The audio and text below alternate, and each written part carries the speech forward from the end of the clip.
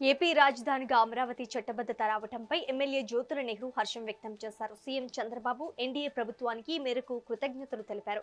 6 కోట్ల ఆంధ్రుల కలలను సాకారం చేస్తూ కూటమి ప్రభుత్వం తీసుకున్న నిర్ణయం చరిత్రలో నిలిచిపోతోందన్నారు. అమరావతిపై వైసీపీ నేతలు మతిభ్రమించి మాట్లాడుతున్నారని ఎమ్మెల్యే మండిపడ్డారు. అనే నామకరణంతో చట్టబద్ధత సాధించడం అన్నది కేవలం ఒక రాజకీయ ఘట్టం మాత్రమే కాదు, 6 కోట్ల ఆంధ్ర ప్రజానీకం యొక్క మనోభావాలకు గుండె చప్పుడికి ఒక నిదర్శనం.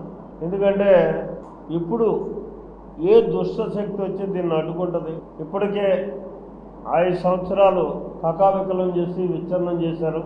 మళ్ళీ భవిష్యత్తులో ఏమైనా ఏ దుష్టశక్తి దీని మీద ప్రభావం చూపి ఇబ్బంది పెడుతుందేమో, మన అభివృద్ధిని అడ్డుకుంటుందేమో అనేటటువంటి ఒక భయంతో చాలా మంది ప్రజలు ఉండేటటువంటి పరిస్థితి. మీరు నేను కూడా ఇవాళ ఆ అనుమానం లేదు.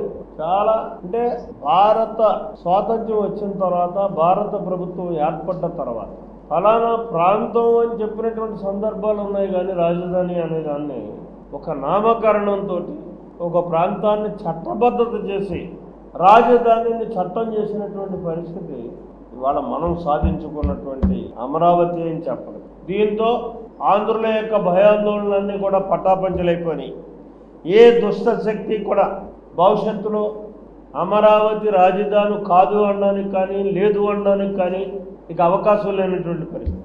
అయితే ఇక అమరావతి అన్నది ఆంధ్ర రాష్ట్ర ప్రజల యొక్క కేంద్రంలో చేసినటువంటి చట్టం వల్ల మళ్ళీ దీంట్లో ఎక్కడ ఎటువంటి అనుమానం కూడా లేనటువంటి పరిస్థితి. అయితే దురదృష్టం ఏంటంటే ఇవాళ కూడా ఇది పార్లమెంట్లో చట్టం జరిగిన, దాన్ని రాజ్యసభ ఆమోదించిన, నేడు రేపు రాష్ట్రపతికి వెళ్ళి గెజెట్గా రాబోతున్నా, ఇంకా నేనున్నాను ఏదో సామెత చెప్తాను.